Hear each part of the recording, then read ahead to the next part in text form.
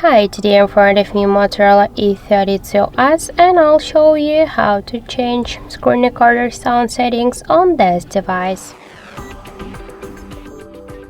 So first, open notification panel shortcuts and find somewhere here screen record icon.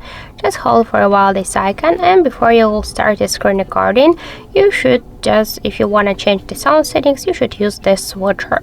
So here we can see record audio switcher. Just click on the switcher if you want to use the device audio or microphone, for example, to command something, or device audio, all of the medias and the microphone together. If you want to just record only multi-video, you should click to the switcher to turn it off, and after that you can start your screen recording. So that's it. Thank you for watching, and if you find this video helpful, don't forget to leave a like, comment and to subscribe our channel.